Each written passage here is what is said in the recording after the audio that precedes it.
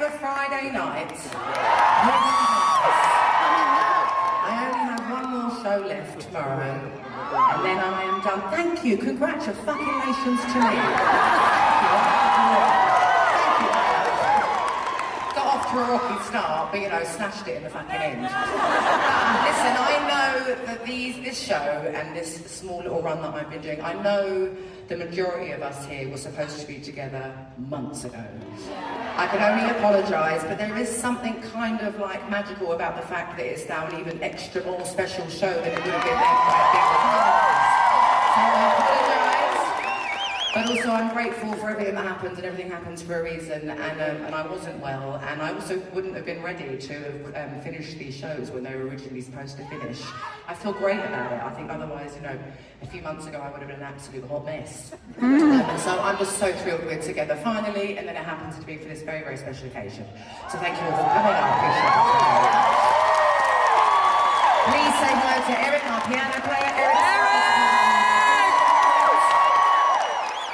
Now I have to say this is like my 50th outfit, right? Because I've done a different outfit for every show. I can't wait to just live in my Ebershey pajamas. Wait. But this dress is an ode to Elvis Presley. Can you see the patterns there?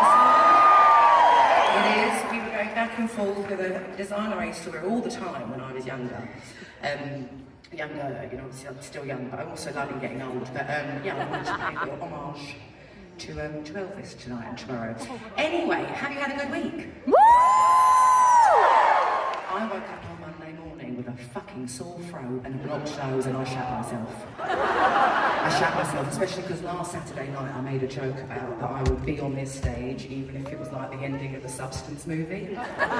Just like one giant blob, and I was like, oh my god, I've manifested it. But somehow a higher being, a higher power came through for me yesterday, and I felt way, way better. So thrilled about that, so I can just fully immerse myself and enjoy it with you.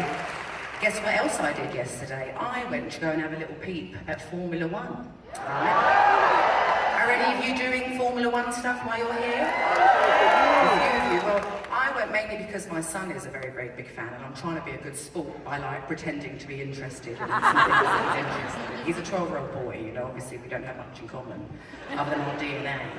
So I went along and I had the time of my life. I'm now a Formula One fan. I found my hobby. I found my hobby, Eric. I found it because I've been nervous because I'm going on a break after tomorrow night. And I'm like, what am I going to do with myself other than day drink? You know, I need a real hobby. And I might have found it in Formula One. I had no idea, and I'm saying this very much as someone that just loves watching like true crime dramas and making them drinking wine. I had no idea it was so complicated, Formula One. It's like NASA. It's like NASA, and it is like Boeing or something like that.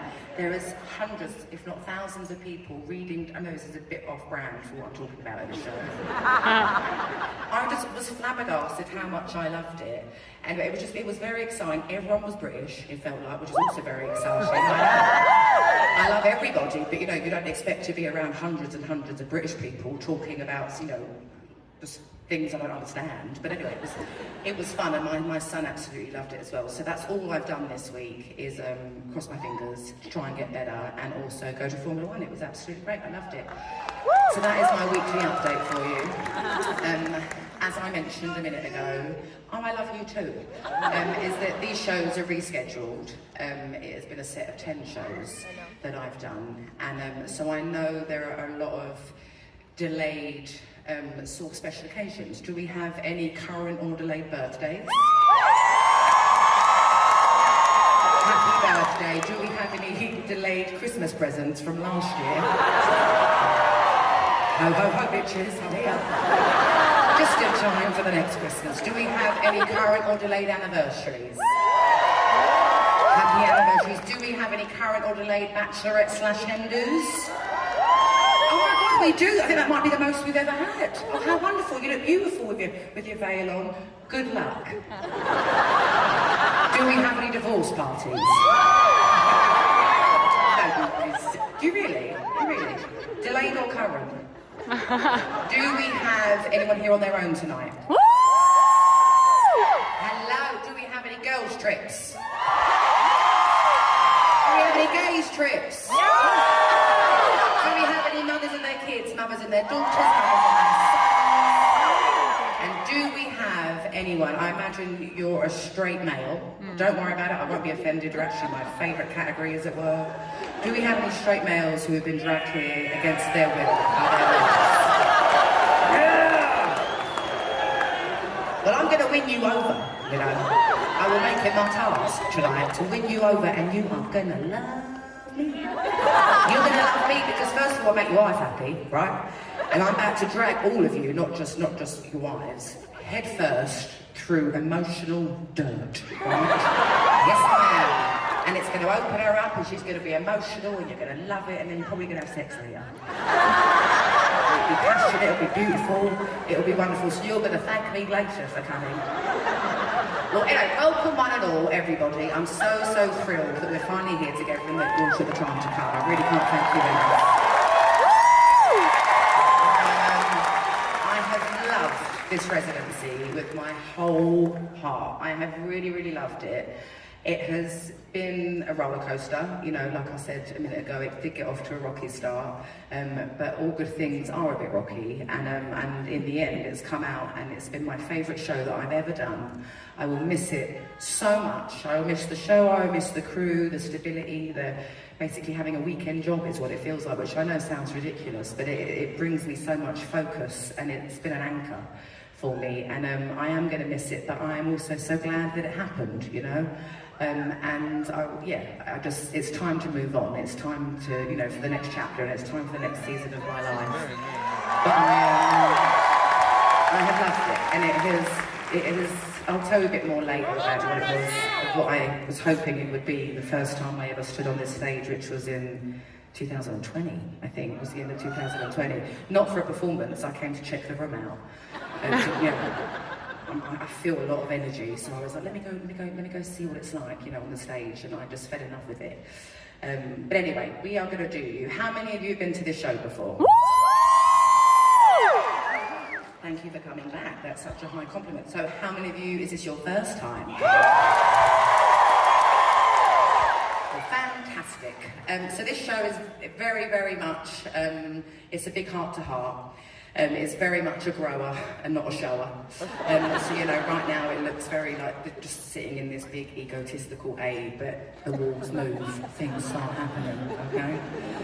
But I wanted to start the show nice and small like this with Eric and I and you, just so it feels a bit more intimate. Obviously this is a very intimate setting to be in, but you know, just me, him and you chatting and singing and being naked with my vocals. With this big sound system in this room, somehow makes me feel comfortable. It's like a weird reverse psychology on myself. So I'm going to give you a couple more piano ballads in this giant A, and then things will start to change, and I'm basically going to give you like 20 other piano ballads.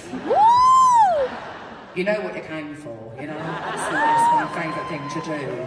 I do have a couple of up-tempo bangers, like pop bangers, and I will be doing them, but I'll also be doing them all together, because let's not pretend that we're people we're not. We came here to be miserable, didn't we? We came here to cry. But I'm going to give you whiplash. I'm going to make you laugh for 2 whole hours while I basically make you cry. As well. And there is a lot going on. There's a lot going on in the world, and the doors are closed, and you are mine now until dawn 10 p.m. So let's just all be together in the moment. Be kind to each other. I know that there's nice, comfortable seats. This is not a seated show. You can stand whenever you want. You can sit when you want. You can sway. You can do whatever you want. Okay. But, and if someone is standing in front of you and it's annoying you, just turn your lovely heads to the side of the stage, and you'll see my giant head on the screens. I spent a lot of money on them, so please look at them. Please use them. Okay, this is a bit of an oldie, and the other thing I like this show to be, especially for my last weekend, is one giant karaoke party as well. Whether you can sing or not, just sing along with me, okay? It really does. It's like exercise. It makes you feel great. It releases great hormones and things like that, okay? This is a bit of a golden oldie, and we only started doing it again for this show, and it's been such a joy to do it again. So this is Turning Tables.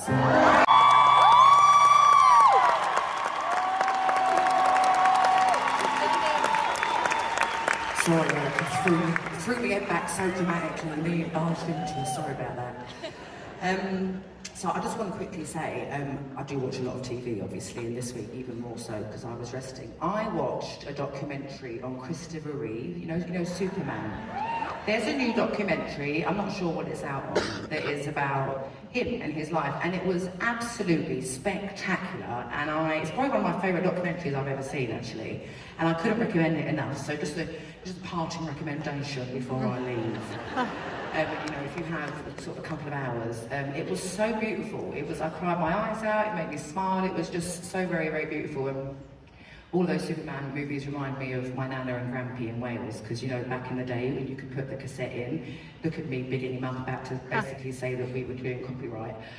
You could put the VHS into the, you could record things off of TV. So we had like all 4 of them from when they would be on TV, and I got to watch them every time I'd go and visit them in Wales. So maybe it was a bit nostalgic for me as well, but it was absolutely brilliant and so beautiful, and he was just wonderful. Completely off topic as well, that was, but maybe you can download it for your flight home or something like that, So I'm going to do the first song that I wrote for my second album, 21, right? And with my first album, I just loved playing guitar and singing, and my dream was to actually be like a London-based indie artist. Just sort of running around on the tube with my acoustic guitar on my back, trying to do like 3 or 4 gigs a night. And my first album was every style of music that I loved, just sort of me just trying to get away with it, basically. I threw it all at a wall and made an album. And I was discovered through MySpace. Do you remember MySpace? So social media certainly did exist, but certainly not how it does now. And streaming really wasn't a thing. Napster tried to happen, but obviously it didn't really happen. But I got discovered on MySpace, and that's how I sort of got little gigs around London and things like that. And once I had a record deal and sort of a team behind me, I got Radio Play. Radio Play is such an integral part of my career, which is crazy because sometimes the biggest artists now don't even go to radio. I don't even know, I feel so out of the loop. I don't fucking care either because I'm fucking off tomorrow. But I'm trying to, it's a long-winded way of saying, I was incredibly lucky with my first album to be able to travel with it because news didn't travel as fast as it does now, so I was very lucky that I got to go to Europe.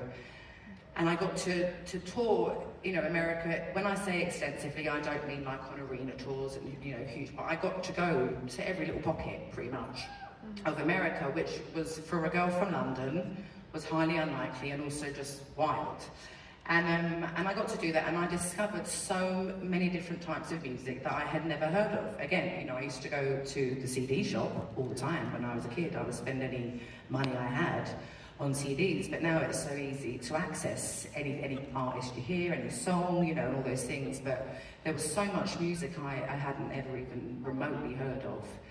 And by getting to be in America for so long, I discovered country music and like different types of blues music and things like that, and it was mind-blowing to me. It was absolutely mind-blowing, especially with country, because the storytelling is so detailed. You feel like you're in the room where the situation is happening that the song is about, you sort of feel like you're sort of a ghost in the room and things like that. And I was so desperate to be a sponge and soak up as much of all of it as I could, but didn't know if I was or not. And then I got home to London and I had a day off, and I decided to go to the studio, and I ended up writing this song in a day. And it was the beginning of something that has changed my life completely. My life has never ever been the same as that morning when I woke up. And it's in lots of ways, in weird ways, in strange ways, in great ways, in hard ways, in lots of different ways. And also the way I just told this story sounds like I'm about to sing you a country song, which I am not. But the storytelling really came through for me on my second album. It turned out that I had been that sponge that I had so longed to be while I had the opportunity to be on my first album. And so I wrote this song on that day I went to the studio, and I was actually still in the relationship that I was in, that whole album is, that relationship was about one album. And I remember playing it to him when we were basically 5 years old at this point, you know. I mean, obviously the album's called 21, but I was like 5 years old because the maturity levels are off the fucking charts compared to now. And I played it and he was like, oh, is that how you feel? And I said, yes, apparently so. That is how I feel, and then we broke up. I know, it was my first true heartbreak. Like, it wasn't just like break up like that, like we had to like sort of separate parts of our lives, you know, because it was like my first relationship. And I am very much a drama queen. I'm a Taurus, and I can shine the shit into diamonds whenever I feel like it. But that relationship was very, very important to me, and it did help define, you know, what then went on with my adulthood. And also that album defines my whole life, and it always will. It's a very long, up and down story about this song that I'm going to do, but this is actually one of my favourite songs to sing in general, out of other people's songs, my songs, whatever. I love singing this song, it's so fun to do. And I'm gonna need the girls for it. So please give a massive, massive warm welcome to Samara, Amanda and Katie. Come on out, girlies.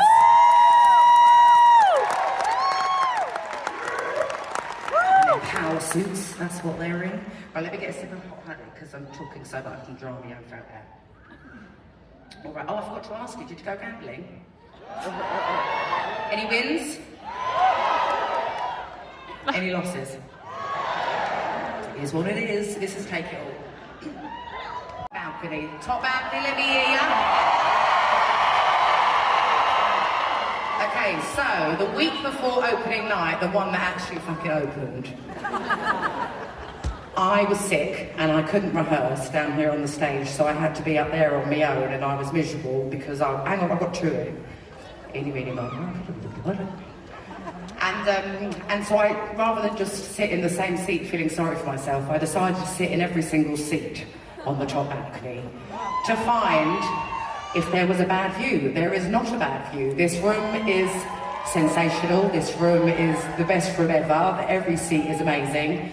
But it's just, yeah, it's like my little friend up there, because I was like scared for my life, because I was like, what if I can't open on opening night after all that other stuff that had happened? Right. And basically the first night I did the show was the first time I ever did the show. So here we are, 99 shows later. No, hang on, 98 shows later, not including that one. Anyway, so we have block 405. I can hear you. Row K. K for ketchup. Seat 508.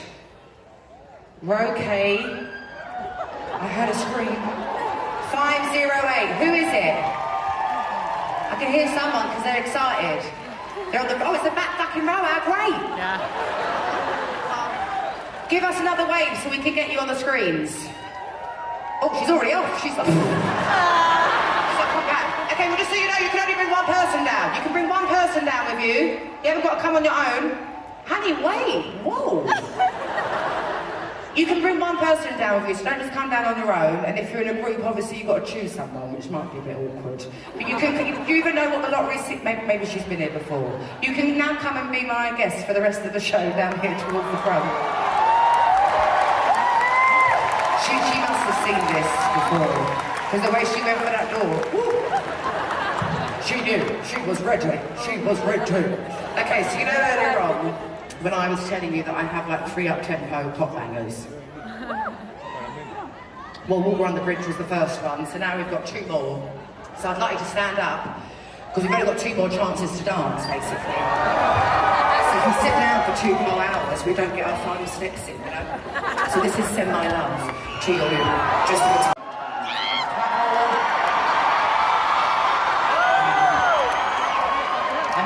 I can keep these, and I can just like shoot things to my dogs or something like that. So, a little bit of a disclaimer. So I've been doing t-shirt runs since like 2016, 2017, which was basically the last time I was doing shows regularly and I was on tour. And one of the reasons I love this room so much is because I can see your eyeballs. Every single one of you, I can see your eyeballs, right? In 2016 and 2017, I was playing like enormous rooms, enormous outdoor rooms, like stadiums and cricket stadiums and things like that. And it's hard to feel human in a room or in a space with that many people. It's just impossible. I find it very, very impossible. I just did some, hang on babies, I can't hear myself. Let me put my ear back in. I can't. There's someone shouting at me down there. And I did some wonderful shows in the summer and it was so overwhelmingly fantastic. But I couldn't really see anybody, you know? And I know that people can see me, but really, can you? Even if it's on a big screen, it could just be a very, very good drag look-alike or something like that. I know you can see me here. I'm not talking about here, I'm talking about in those big rooms. And it's one of the reasons that this room is so special to me is because I feel human with you, and you feel like humans to me, and I love it. So, but one way of making me feel like I had some like contact with those people years ago in those big, big rooms and in the summer was I was like, oh, well, all of these big sports teams have mascots, so why don't I just become my own mascot and start shooting T-shirts and And even then, it was my favourite part of the show. And obviously, I wasn't going to do it here because it's a way smaller room, but it's just too much fucking fun. So I'm going to be aiming for the balconies. You'll see why. You'll see why. Please be careful. I was told about a young woman last week that caught one and took it to the face and I busted her lip open. Thank God she didn't mind. But this is why I don't shoot the floor down there, because you know you might sue me. We're in America. Like, oh my Lord. So I'm going to be aiming for the balconies first, but sometimes I do overshoot my shots. So floor, don't fall asleep. Right, top balcony, you're first. Oh, back row, very nice. Okay. Now middle balcony, I missed you this week, so I have to really get in position.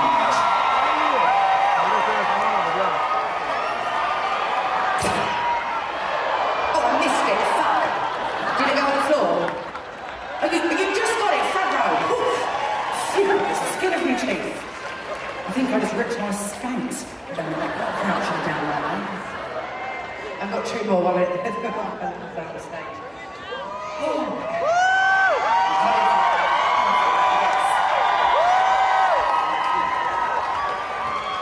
Just to see me, because the room is small, this is actually a stadium-sized stage in a theatre, so it's to see me. Okay, top balconies, are you ready? Oh, another back rower! Another back rower! Oh, second to back. Okay. Oh, top. Who got that? It went to the top balcony again! Front balcony, okay. 3 out of 4. 3 out of 4. They all got caught. That's the most important thing. Okay, by the way, there was a signed T-shirt, handwritten note, $50 to go buy yourself a drink. Just so you know. Ladies, hello. Now, who screamed? Yeah, I'm talking to the lottery seat winners. You're not loud and mouthy and cheeky tonight. I love it though. It was you. It was because I heard it. What's it? Oh, your mum screamed, but it was your seat. What's your name? Catherine. And what was your mum's name? Nita. Oh, Lida. Oh, I love it. Never heard that name. Very, very nice. Where have you guys come from tonight? Houston. Yes. You know, well, sometimes I don't know where people are from, you know, because I'm obviously very, very British. Obviously, I know Houston because we get our beans from there. I've known of Houston, I think like before I even knew of LA. Just because I knew that they were from there. Now, when did you guys get to Vegas? That's very specific. I love a bit of organisation. No, you were at 147. Did you drive? Did you fly? You flew? And oh, okay. So you haven't been waiting since earlier this year. Well, that's good for me.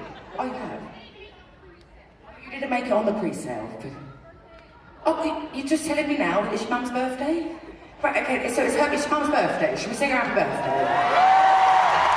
Happy birthday to you. Happy birthday to you. Happy birthday, dear Lida. Happy birthday to you.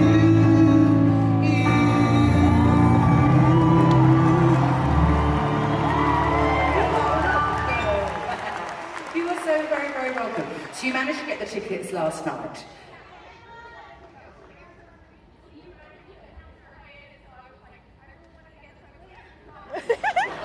Wait until the to the scalpers dropped their prices. Good for you. Good for fucking you.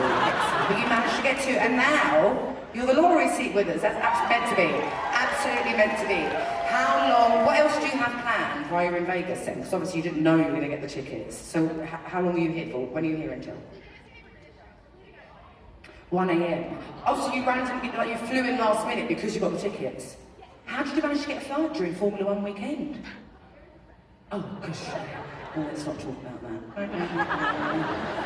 Now, are you from Houston, or have you lived there your whole life? Is that where you're born and bred, Houston? And do you have any siblings? Are you here with anyone else tonight? Just you guys. Well, lovely. So you believe you're flying first thing in the morning? Well, thank goodness this all happened. Feels like fate. Well, this song is for you both, but especially for you because it's your birthday. I'm gonna sit down now. Have you noticed how my stage also has a chair in it? Oh, it's wonderful. And I also have What? Oh, thank you so much. Oh my God, you're so welcome. Are you crazy? Thank you for coming. Thanks for taking a chance on me. Also, I'm obsessed with your organisation skills to be able to tell me the exact time you flew in, but also managing to get a ticket last minute and a flight last minute. I don't care how much it costs. That is organisation, and I love it. I love organisation. Anyway, talking of Houston, so, you know, it's always been, you know, I always think that when Beyonce's on stage, she's like just controlling that hair with that wind and those fans. It's like one of the most satisfying things ever. It's like a meditation for me. And I used to, you know, I get very hot when I'm singing, I just do. And I get hot all the time actually. And I used to have these big ugly fans, just from like Home Depot or something like that. Because it was like a last minute thought that, oh, she might get hot on stage and things like that, but not this time. No. This time, all across my stage, I have built-in fans that you can't even see. I know, I'm going to miss them terribly. They have saved my face many a times. Anyway, this is Make Me Feel My Love for you guys. Hello, and everybody else. Yeah, talking of witches, just give it up for 1 second. Talking of witches, right? I really don't like musicals. And don't judge me, you know, I think it's an art, I think it's a craft, I think it's absolutely phenomenal. It just doesn't do anything for me. But whatever this wicked, press campaign is going on, I am gagged to see it. I cannot tell you how excited I am to watch Wicked, which is absolutely crazy because I didn't like the musical itself. I don't like any musicals. But it's working. Their marketing campaign has worked. It has worked on me, and I am absolutely going to see it, probably on Sunday. Where am I going to see it? Very, very excited. But anyway, just get a sip of water because I really do panic during set photo. I forget to breathe and swallow. Woo! So, I always do this next song walking through the crowd. I love it. It's just yet another thing. Hi guys, sorry, I'm not ignoring you. I just can't turn you back to. I can turn you back to you for 1 second. 1 second. So I've always sung this song, walking through the middle, and another reason that I love this room so much is that I feel safe doing it in this room. I really, really do. It's very digestible. It's easy for me, and it's easy for you to see my face and go, oh, don't do that, because that would make it awkward, you know, things like that. And it's and I will probably miss the walkthrough the most out of the whole show, actually, if I'm honest with you, because I don't meet strangers very often. And I don't really do anything, so I just basically meet my son, my partner, and my dogs. My cat is my soulmate, though, I do believe that. Woo! He's obsessed with me, and I'm quite obsessed with him. But anyway, I used to walk through the crowd, you know, as I'm walking up to this middle part, I used to walk through the crowd and I used to talk to people, usually someone that I would spot from the second I came on stage during Hello. Just it would be someone that got my attention. But I haven't been doing that on this leg. I created a conversation card game with one of my dearest friends, who I haven't seen. How long has he been gone now? Oh God, yeah. He decided, as probably a social experiment on himself, to go to in the arse end of nowhere, into a cabin with no running water or no running electricity during the election, because he lives his whole life on his phone. So it's been nearly 2 months. We get letters, which is very nice. I feel like Jane Austen because I write a whole love letter back to him immediately as if I'm replying to a text. But yeah, it's been hard. But we wrote these conversation cards with each other a few years ago, and it's called Love Is a Game. Duh. And it's ways of getting to know new people or even people that you know very, very well. It's just, it's deep questions and stuff like that. So rather than walking through the crowd and sort of just chatting with someone, I decided to start doing one of the cards. Obviously, some of them are very light, some of them are very, very deep. I've had a couple deep ones and a couple light ones, haven't I? So, okay, I'm going to go for When We Were Young. They're all different categories named after my songs, you know what I'm like. Okay, so the category is When We Were Young. Oh, a time you saw a parent as human. She had that one already. How fitting. I think my own motherhood helped me see, my own parenthood and my own motherhood helped me see my mother as a person rather than as a mum, but also I saw a motivational GIF, I don't know what they're called, GIFs, memes, I don't know. And it was ages ago actually, before I stopped living my life online, because that sucks and you should stop doing that. If you're glued to your phone for no reason, something's missing, you need to do something else. And I learned that the hard way, but right before I did that, I saw a motivational, all my feeds used to be were cats and nail designs. And the motivational thing was, go easy, funnily enough. Go easy on your mother, it's her first time living too. And that really, really changed my perspective on everything to do with myself as a mum, her as a mum, all parents, everyone I know, because life is hard, life sucks. It doesn't matter what situation you're in, the problems never disappear, they just come in different forms. But that was a good one. How fitting. Cameron's motion. Aww. Anyway, on that note, this is When We Were Young.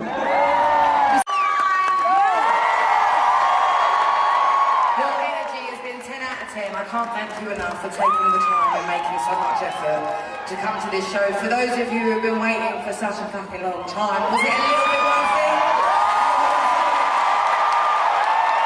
You will have to wait for me, certainly. I've been dying to do these shows for you, and like I said at the top of the show, I'm thrilled for all of us, including myself. They ended up being such special shows. So my last Friday night is done. It was the evening before the end. And thank you, Britta Brawl. Hello. And I don't feel emotional. It's so strange because I am the most emotional person that I know. I cry at everything. But my partner always jokes that the sun comes out and you cry. I'm like, yeah, I do. Yeah, that's not right. It's my release. But I don't have anything left to release here. I have already done all of it. I have done 99 shows. I have sung every single song 99 times.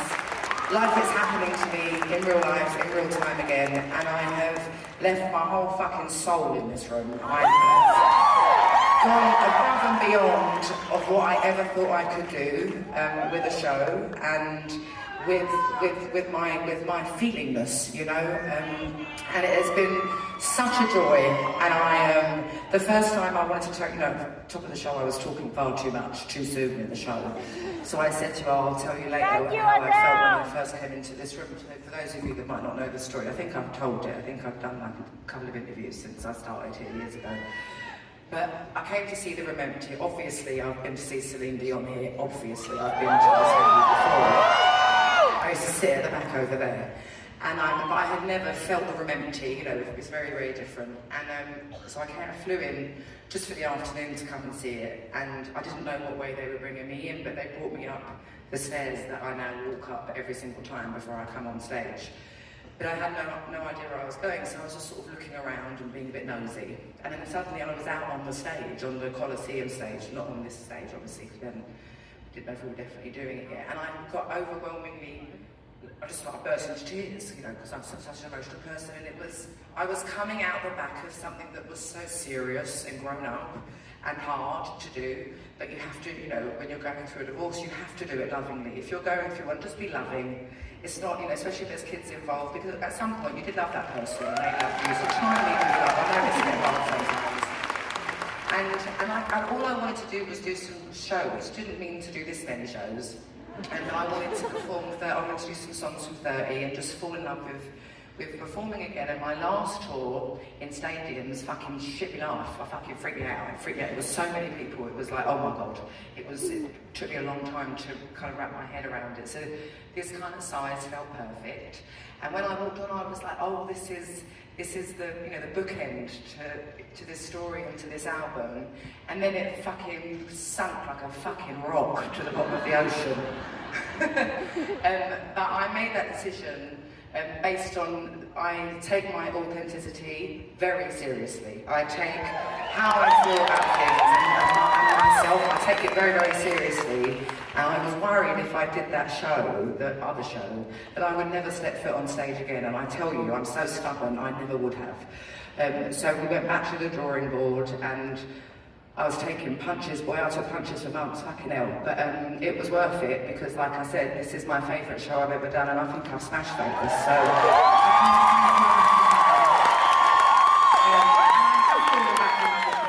Like I said earlier, I feel so safe in here, and every crowd, you make me feel so safe. I can't thank you enough for that, it really is, it's quite profound. Anyway, I've got 2 more songs for you. I have one more up-tempo, can you believe it? And then I have like a rom-com song for you for the end. Get home safe, have so much fun in Vegas. Listen out for the cars, for the race cars, because they're doing it after the show. Not on purpose, they just do it late, and obviously I come on early. But you can hear them vroom, vroom, vroom. It's very exciting. Close my ears a little bit, vroom, vroom, vroom. And be nice to each other on the way out, and be patient, and just have a blast. And be kind, okay? I love you, I love you, I love you. Thank you so much.